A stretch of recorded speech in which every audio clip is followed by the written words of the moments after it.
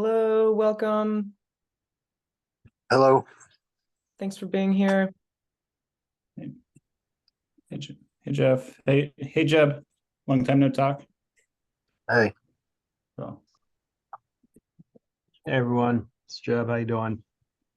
I'm doing good. Doing Hi, good. Jeb. Hi, Jeb. Hi, Beverly. Hi. Hey. Folks are still trickling in here.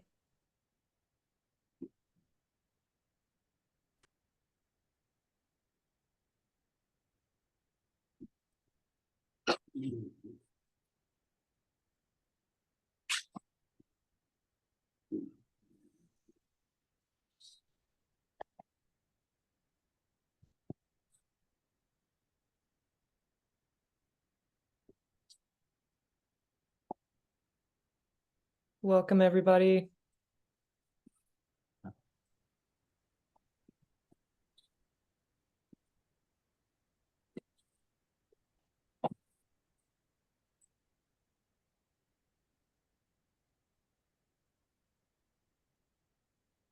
Like we've still got folks trickling in, so we'll wait a few more minutes.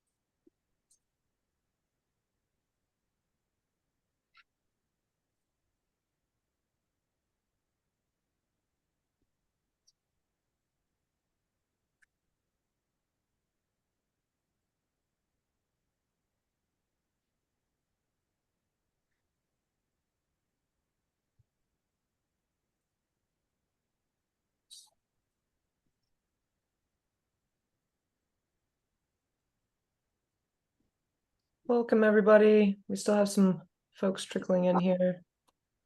Thanks for joining us.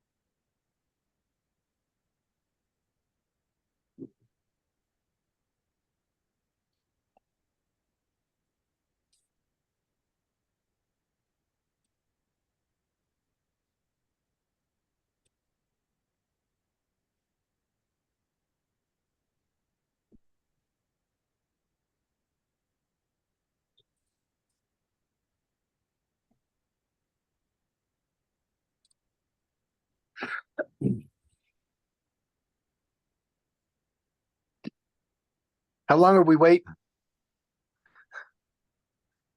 Hello. Yeah, we were just giving folks a few more minutes. Looks like people are still trickling in, but welcome.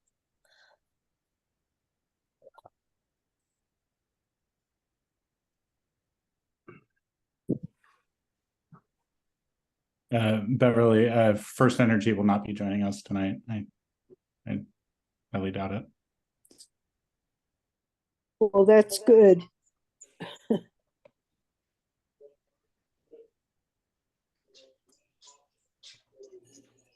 All right, I want to be respectful of everyone's time, so let's go ahead and jump in. I will go ahead and let you guys know we are recording this. So just be aware, and then anyone who's not able to make it or has to join late, we'll have this video available for folks to check out later. So a couple things, housekeeping items before we get started.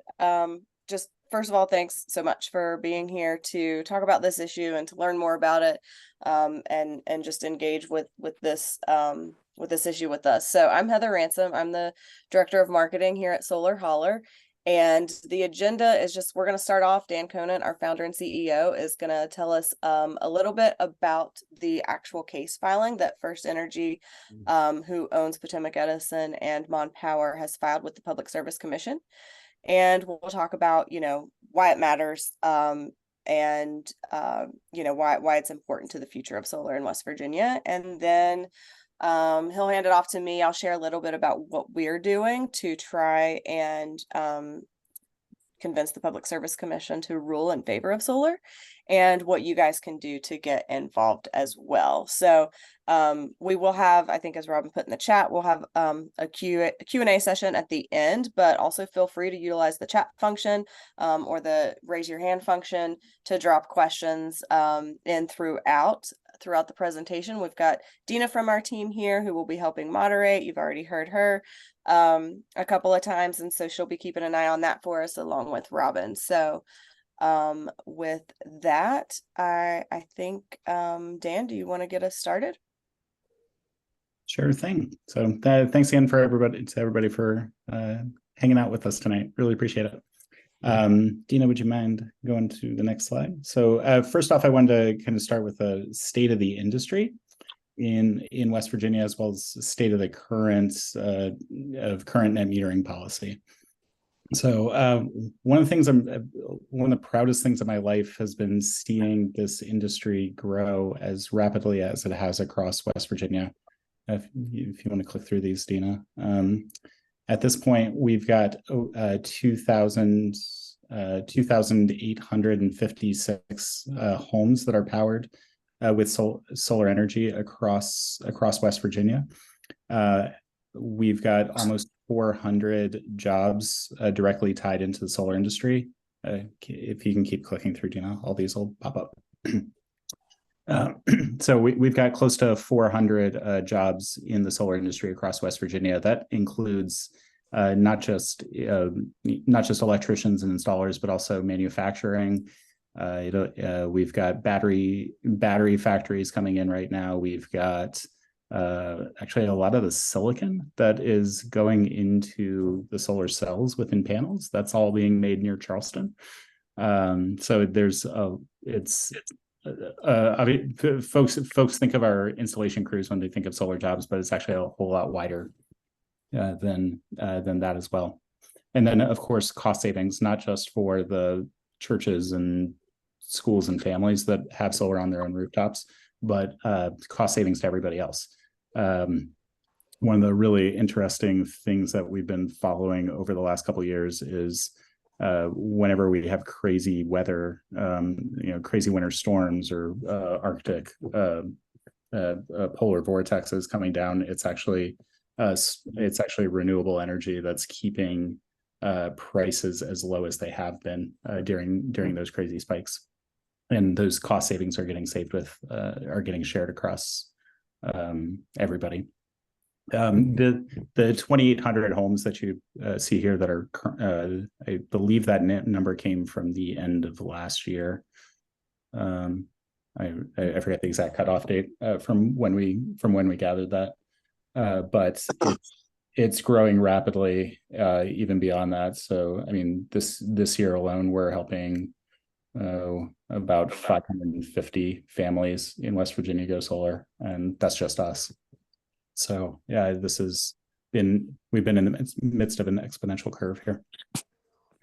So solar's getting big, it's getting fast. But But as we mentioned, the FirstEnergy is requesting that the Public Service Commission get rid of net metering for them.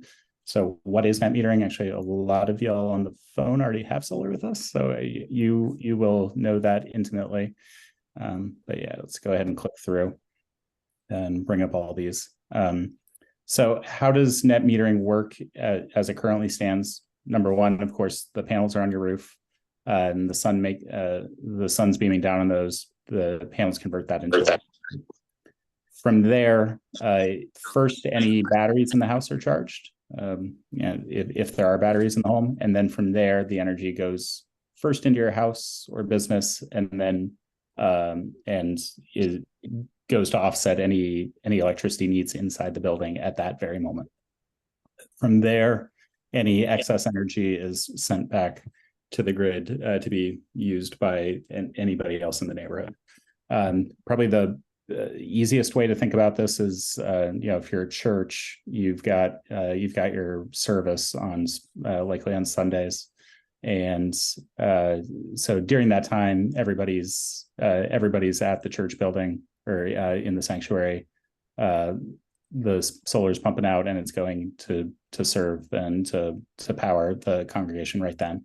But then Monday through Saturday, not as many people are there, and during that time, you're sending the power back onto the grid. From there, you're credited at the end of every month, and it's a kilowatt hour for a kilowatt hour. So we go to the next slide. You're only going to be paying the difference for that. In Mon Power and Potomac Edison territory, folks are paying FirstEnergy about 11.5 cents per kilowatt hour for the energy you buy from the grid, and then you're also getting a kilowatt hour credit for the solar you put back onto the grid, and those are equal. So every solar credit you put out there is going to be worth that same amount, so the 11.5 cents.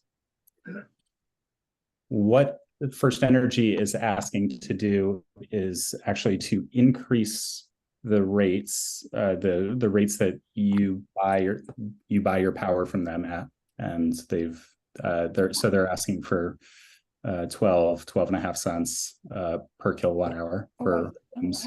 And then they're asking the Public Service Commission to reduce the amount that they credit that they'll give a solar credit for at down to 6.5 cents, which the way they got to that number is that was the wholesale price of power over the last 12 months.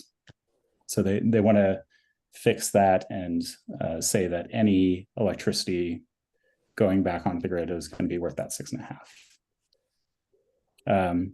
Couple things to note: they're asking that this would be for new folks starting March 27th. They're not asking to do this retroactively. So anybody who already has solar would be grandfathered in under the proposal. If you all have questions, please feel free to plop them in the chat. So the couple of things that I thought about as soon as I read this proposal were that FirstEnergy wasn't fully recognizing all of the benefits that solar provides. As I mentioned, they got to that 6.5 cents just by looking at the wholesale price of power over the past year. Some things that they specifically left out included the value of transmission, the value of distribution. They also were leaving out any of the benefits of stabilizing power prices. So during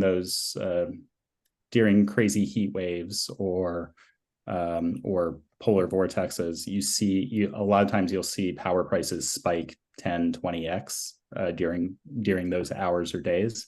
And especially in the case of summer heat waves, that also lines up perfectly with when solar is producing. So every little bit of solar you can eke out of the system during those crazy hot days helps lower the price for everybody else. And they didn't do any math to calculate that.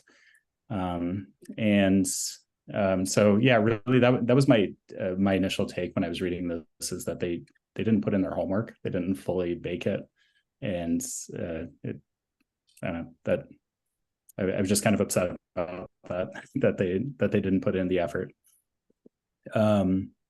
So what this would do is obviously it would cut in half the value of the credits that homeowners and churches and anybody's getting, and it would basically protect their revenues. So some other key points, like you said, nothing would be changing for existing solar producers. So for those of you who have solar systems at your home or business right now, don't worry, this will not retroactively hit you. FirstEnergy is requesting that this new system would apply to anything interconnected after March 27th, 2024. So a few months away. And they specifically asked for it to be interconnected, not applied for. And that was another big beef we had with this proposal, that basically they'd be able to control the interconnection and run out the clock on folks. That said, none of this is set in stone. It is a proposal from FirstEnergy to the Public Service Commission. They have to get the commission's approval to do this. So that's why we're putting up a fight now and asking everyone to get involved and participating in the whole commission process. So got a couple questions. Number one, AEP, this proposal is only from FirstEnergy, not from AEP. That said, if the Public Service Commission approves this for FirstEnergy, it's probably just a matter of time before it happens for AEP too. So even if you're in AEP territory, don't think that they won't come for you too. And then right now, this is the law of the land. It's been in place since 2005, 2006, something like that. And pretty much every the vast majority of all systems ever put in have benefited from this program. So yeah, I guess with that, I'll kick it over to Heather to go into more of the campaign details and how folks are participating with the commission. And then after that, we can come back for any other wonky questions y'all got. So thank you. Cool. Yeah, so I will jump into that. And actually, I see there's a question in the chat about what the deadline is for comments. It's January 24th. That said, we, of course, would encourage folks not to wait, because our goal is to have a steady stream, a steady flow of comments. We don't want to just have big batches, 200 dropped in on one day. We want to have them kind of flow in and keep that repetition up, so that they kind of see that folks are engaged, and kind of every day there's 10 more, there's 5 more. So that said, Dina, you can hop into the next slide. So a couple things that we are doing and that you guys can do to help us out. The first and foremost is to drive comments to the Public Service Commission. We want to just flood them. As of an hour ago, when I last checked, we had 692 comments, unique comments submitted so far, which is really, really great to see. We are hoping for 2,000 or 5,000 as the number. At the end of the day, the Public Service Commission is here to represent the people. They work for us. They need to know what we want in this decision. And so the first and foremost, most impactful thing that everyone on this call can do, if you haven't already, I think I saw someone drop in the chat that they'd already submitted a comment, which is great. I don't know that there's value in submitting multiple ones under the same name, but there's definitely value in asking your friends and family and others, anyone within the state of West Virginia, I think, has a stake in this. So whether you have solar today, or you might want solar tomorrow, or you're in FirstEnergy territory, or you're in AEP territory, honestly, everyone has a voice and has a right to kind of have speak their mind on this particular case. So that would be what I say to that. If you've already submitted your comment, that's awesome. There's going to be some other things we can share too, but definitely ask your friends and family to get involved. I want to share, like, we've got this website up, wvlovesolar.com. It's got a lot of the stuff that Dan just talked through, just kind of, what the issue is, why it matters, why we need to convince the Public Service Commission to not approve this proposal. So go there for background, and also go there for the specific instructions about how to submit your comment. Those of you who've already done it know it's a really clunky process on their website. I shouldn't say that. It's not terrible for those of us who are, a bit tech savvy or who are comfortable using computers and that sort of thing. But there are plenty of folks in West Virginia where that just isn't the case. And so we've got really detailed instructions on this website to help people through that process. So that's where we're kind of sending everyone for now. That's the first piece of it. Go ahead and jump to the next one, Dina. Thanks. Yeah, so I pretty much just covered this, but I will also say that we have found that quantity is important in these types of campaigns, but quality also is. So while we've got sample comments on the website alongside those instructions, we really encourage folks to personalize and customize those stories. Be as authentic as you can. Obviously, use the speaking points that we've provided. We think they make a really strong case, but you guys have your own stories to tell, and those are just as valuable. So please, if you can be as personal there as you're willing, that's really great. Of course, keep in mind these are all public comments as well. One thing, I don't think we have it in the deck, but I'll also mention quickly. In addition to submitting those comments, if you're one of the people that has already done that, and you still want to continue with this support and engagement, we are asking folks to draft op-eds and submit them to your local newspapers, and we are happy to help with that process. So if you're a person that's like, I know exactly what I want to say, I'm a strong writer, I've got the time, and I'm willing to do that, and you don't need any support from us, that's great. We would love for you to go do that. But if you don't have the time to do it, or if you're not exactly sure what you should say or what media outlet might be appropriate, you've never done an op-ed, whatever, we are more than happy to support that, to work with you on what an op-ed might what points might make sense for you, and what media outlet will help you place it. We've actually even got a copywriter who will help draft it and do her best to put it in your voice and your perspective. So definitely willing to work with you guys on that if there's anyone out there who would like to go that route. Yeah, go ahead, Dina. Thanks. So another So option. this is FirstEnergy wants to. Okay, sorry. I don't know if somebody had a question. So yeah, get your legislators involved. We are actually in the process of working on a letter that we want to circulate with our elected officials to try and get them to sign on, that we will then submit to the Public Service Commission. And so once that's available, we'll have it on the website as well, the WV Love Solar. So that's where you can go to find that. If you're not already signed up for our emails, I'm guessing most people on this call probably are, but if you're not, subscribe to those, follow us on social. We'll have more information coming out in all of those locations. But definitely reach out to your elected representatives and ask them to sign their name onto that letter. Ask them to just support solar more generally and solar related issues, during this year's session. And then just tell them, why solar matters to you, the same thing that you've been doing in these comments, and that we're asking people to do in op-eds. Just let them know kind of, what your stance is on it.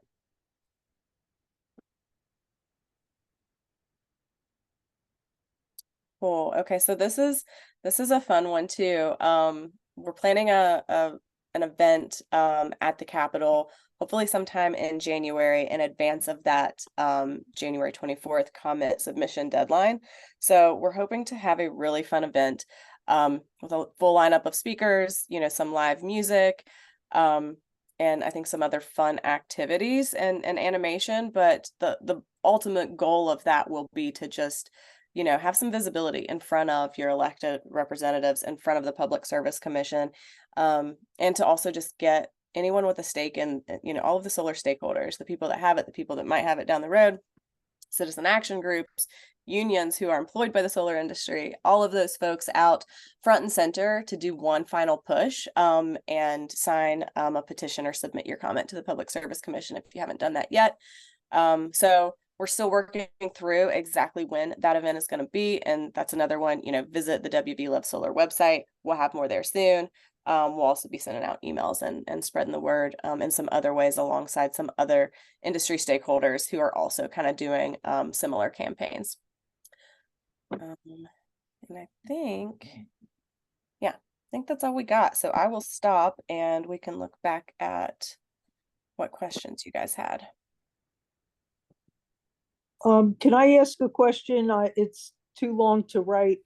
What do other states, how are other states handling stuff like this? I mean, did this happen in any other state? I mean, I have friends in New York that have solar panels, and I've never known, you know, the energy company to take advantage of that. So I don't understand what's going on with other states as opposed to here. Awesome question. At this point, we have 43 states across the country that have net metering in place. There have been a bunch of challenges by utilities across the country. It's been through a couple of different methods. If, for instance, in Florida, they tried to push it through the legislature. Going in the Wayback Machine to early 2015 in West Virginia, FirstEnergy and AP attempted to get legislation passed to get rid of net metering. We actually pushed back against that, and it was like 6 months after our first project with Shepherdstown Presbyterian, and we got 600 angry Presbyterians sending emails to every single delegate and senator in the state in one night with the tagline or the subject line was "Don't take solar away from my church," and that worked. So the next day we got a unanimous vote to keep it in place. Since then, Florida actually got the closest, but Governor DeSantis vetoed it down there, or vetoed the bill that would have gotten rid of it. The New Hampshire, actually, this just came out about a week or two ago. The New Hampshire utilities told their Public Service Commission that they were happy with the current rates or the current net metering rates at 21 cents a kilowatt hour, give or take. So they ran the numbers, and the utility figured out that solar was worth 21 cents to them. And now on the downside, California has been going through a bunch of different changes, and partly that has to do with how far along it is. So out in California, I forget the exact percentages, but call it 20 to 30% of the state is now solarized, and you're just getting more and more solar, and it does wonky things at that point. In West Virginia, we're at about 0.3% instead of 20 to 30. So in California, they've been reducing the rates because power prices are actually going negative during the day. Right. And that was my impression, that solar panels produce enough energy for the whole world, never mind the whole state. And then I want to know, do other energy companies have their own solar panels? Like this company set up solar panels in Fort Martin now. They have a huge amount of solar panels there, and that's what they're doing. They're collecting the solar energy and using that, so it's not costing them anything either, you know, other than their initial buy-in for the panels. I mean, you know, I don't Do other energy companies have their own solar panels? Not enough. I wish more utilities did. But FirstEnergy is actually building their first the solar power plant right now. Right. And for that, they're going to be producing the energy and then selling it to folks at the the 12 and a half cent rate, or actually even more. They're taking subscriptions where people will pay more than that. So it might be like 13 or 14 cents. Well, I mean, I got an email from the power company saying that they wanted to sell me solar credits for $2 a month without having, if I didn't have any panels. They're sending this out to people that don't have any panels. They want to sell you. I don't understand that at all. Yeah, is that going to save, is that going to save anyone money? I don't know. No, it's not designed. It's not designed to save people money. It's designed they're designing to sell it for more than they would sell than you would normally pay. So right. It's that specific program is designed to increase cost on folks. Right. And then the other thing that the power company, I tried to call, because I'm getting a battery. I tried to call and see if they had an electrician to put in an outlet for a car, and I called even Ohio, and the place here too, Mon Power, and they said they didn't have any electricians who knew how to do that. And now all of a sudden, that after I called a month later, they're sending me emails saying that they have electricians now that do that. Well, I'll say if I'm obviously I don't work for FirstEnergy, but if I were in their position, I'd really want more electric cars, and they're like it makes a ton of sense there. But yeah, I'd say overall, I just think it's too early to be like pulling the rug out here. We're just getting going in the state. We're just finding our footing. And like we're at 0.3%. Like the actual net metering law said that you've got until you get up to 3% of the grid being solarized. And then at that point, the commission would need to, reconsider, just do a check-in and see how it's going. Like we still need to do 10 times as much solar as we've ever done in all time before we even hit that point. So it just, like, I understand it once you get to 25, 30% or 50%, but like we're at 0.3, like don't do this to us yet. It sounds like the energy company is trying to put your company out of business to me, because now they have their own solar panels. They're, getting their electricians up to par about, putting in, jacks or whatever you want to call it, for batteries. They're, I don't know. They want a monopoly on that field. Yeah, I mean, so fundamentally utilities are monopolies. They don't have to compete. They don't have to, like, they can do whatever they want, and they're just designed that way. Utilities actually make money on the stuff they deploy. So the incentive for utilities is to own all the solar. If they own all the solar and all the wind, they make more money. If people own solar, if homeowners own solar or food banks, they miss out on all that. So that's what this is at its core. That's what this is about, is they want to own all this stuff. Right. I do want to go to some other folks. Ariel was asking about worst case scenario planning here, if there's still time.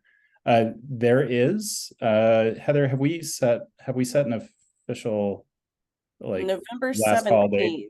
November 17th is what we feel really confident about. And I think, to circle back to the point you made earlier, Dan, about that grandfathered clause that's in the FirstEnergy request as part of this proposal. They have put in there that March 27th, anyone that is connected prior to March 27th would not be impacted by this change. Those folks would still get the full 1-to-1 net metering rate.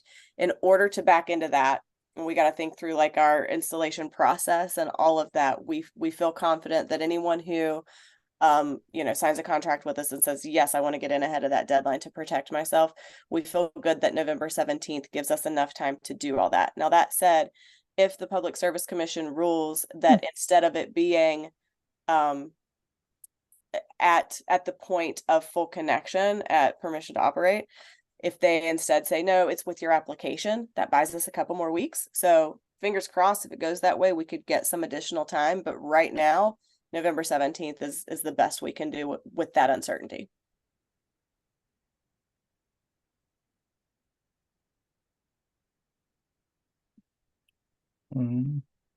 What other questions y'all got?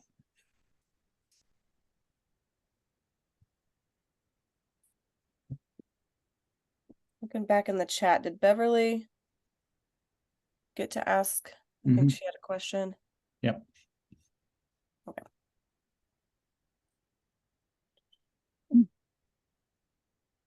And anyone can feel free to jump in if you'd like. I have one more question, Dan. Again, I didn't know anything about this either, but I'm getting a battery, okay? And Mon Power sent me an email saying that I should get a level 2 charger instead of a level 1. And I don't know anything about that. Oh, a level 1 is like an outlet, like just a standard outlet plug, like 3-prong, like that, and so that'll get you like, I don't know, a mile of charge an hour, or something minimal like that. Level 2 is what you think of as a home charger, and that does require some wiring it down to the breaker box and a little more electrical work, and that'll let you Charge a car. Yeah, charge a car. So like for ours, I'm able to get like 30 to 35 miles of charge per hour that it's plugged in off of the level 2, and then a level 3 is like a really fast one on highways. I got just a kind of a question of curiosity. I don't know if you know the makeup of the Public Service Commission group, like where what their flavor might be. And also, what's the mission of that group? Do they really have West Virginians in mind, or are they more like business oriented?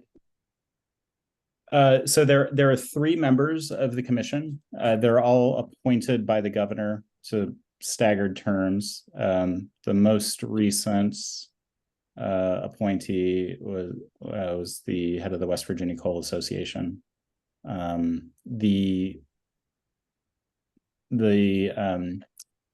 What their mandate, or the reason they were created, is like going back to the 30s. Like, we're a really rural state. No one wanted to build electric utilities out into the middle of nowhere, and like it's just really expensive to do that. And in order to get companies to even build out the grid in the first place, the state said, okay, we're going to grant you monopolies on selling power. So first, Mon Power, Potomac, Edison, you're going to be the only ones that have the right to sell power in the state. But in return, you're going to have all of your rates fixed and set and reviewed, and you're going to have open books. And this Public Service Commission is going to review all of that to make sure that rates are fair and equitable to everybody. So it was really a trade-off. Like, yeah, we'll come and serve you. We're going to get the utilities get guaranteed profits. They get guaranteed a profit of 9% on everything they build. Like every pole, every transformer, every substation, like everything they build, they're guaranteed to get a 9% profit on every single year. But then the commission reviews all of their numbers, and anytime they want to change their power prices, they have to go through the commission. So the commissioners are there kind of to be umpires between the utilities and everybody who's a utility customer. Interesting, thanks.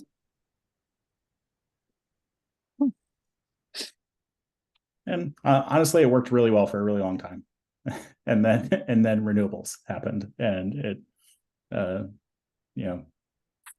for the first time, people actually had the ability to produce their own power, because no one was going to be putting in a little natural gas power plant in their backyard. And it's just fundamentally changed everything.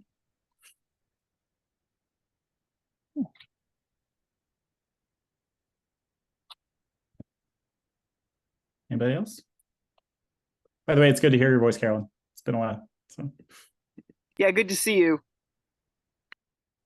I think Carolyn was one of our first like 10 customers or something like that down in Lewisburg.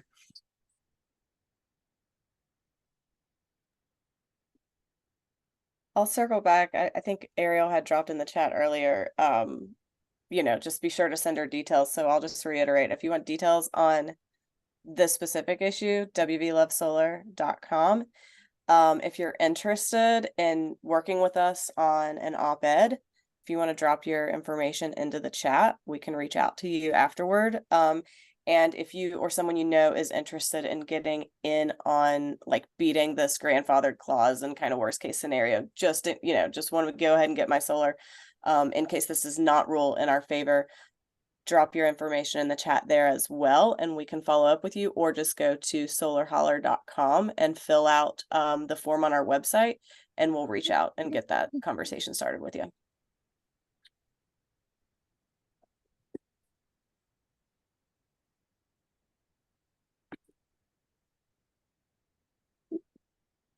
Cool. Last call for questions.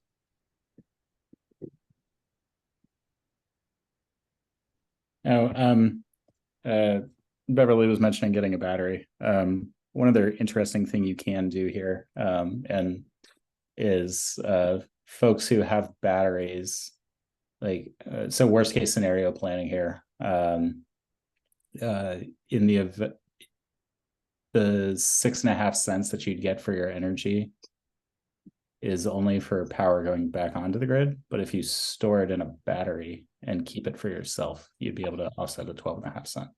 So ultimately, if FirstEnergy does this or gets permission to do it, I don't think it's going to end up the way they want it to. I think what'll end up happening is people just get batteries and do arbitrage, and like we've got all the software settings available to us to kind of do an end run.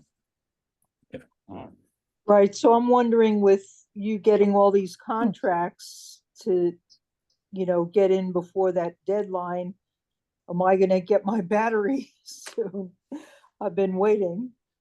I'd have to look more into the specific scheduling around that, but I mean, anybody who's in now, it's like right now batteries are just for folks who want to keep the power on for non-financial reasons. Like I just want security, or I just want to keep the lights on.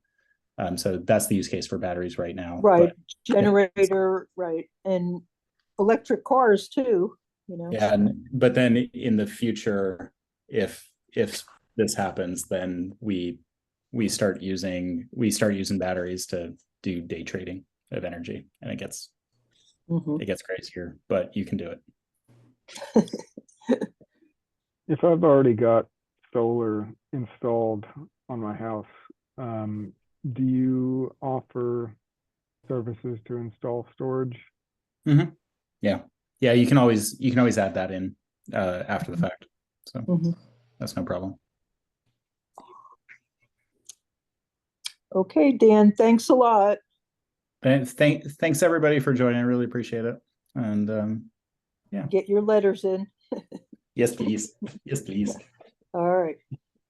Bye-bye.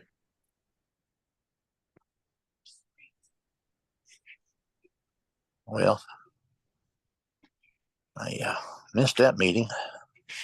Oh well, maybe I could get with someone that.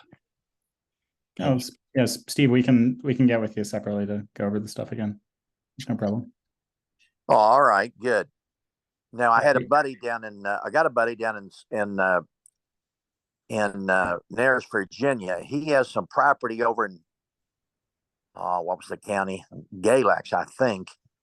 And he was just curious if you guys could install solar panels over there. Yeah, so we work statewide in West Virginia. Earlier this year, we started doing work in Southwest Virginia. So basically Roanoke and Roanoke West. And then we work in Eastern Kentucky and Southern Ohio. So really, if you, Yeah, I was the first Walmart manager in West Virginia. I come up out of Salem and opened up the first Walmart here in the state in '89. Originally from Nicholas County, I graduated over there in '69, but I worked for a chemical company. Actually, I worked for 2 or 3 network marketing companies as well. But I was just curious. I have a lot of customers. I cover, of course, West Virginia and the surrounding states with the chemical business, and I've run the solar past a lot of my, of course, Board of Educations. I call in a lot of the universities, and there's several of them interested in going solar. I would just like to check to see what the chances were of getting hired by you folks. if you want to talk with, well, we're happy to chat. Heather is your person. So, Yep. so yeah, we can chat. And just as an aside, I've got the date burned in my brain, but so I grew up in Jefferson County in the Eastern Panhandle, and September 1st, 1997 was the day the Walmart opened in Jefferson County, and we all took off school to go celebrate. And That's fine. so I really remember that day. It was big. But yeah, I was, I make my rounds and stuff, and I was talking to a company out of Florida. I know with one of the gals I talked with Solar Holler, and my buddy's Joe is interested. He's a lot younger than me. He's just in his late 30s, I think. But I know she mentioned something about if I was to bring accounts aboard or something, I would get like $200 per account. Is that true? We have a referral program that we have referral programs for residential, but then there's a separate one for commercial. So anyway, we're happy to chat offline about that and just kind of like talk directly with you about that. So but yeah, commercial stuff is just different than resi because it's when you're talking chemical plant, that's just a different scale. Sure. So yeah, Steve, if you want to drop your contact information in the chat, if you haven't already done it, I can reach out to you with a little more information about that program. I'm not sure how to do that really. Oh, you know what? I think you're actually in our system. So if I am. Yeah, if you just want to make a note, Dina, for us to follow up with Steve, we can do it that way. Thank you. Yeah, I was talking with another company out of Florida, and they were offered quite a bit more than if Solar Holler's just offering 200, they were offering quite a bit more of that. But at any rate, I've just had those questions.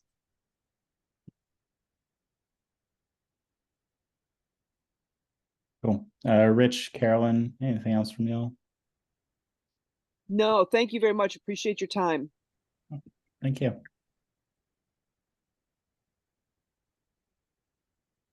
Yeah, I appreciate you taking my questions there, and You folks have a nice evening. I've got to get off here and get on to Bible study. All right, there you go. So have a good night. You too now.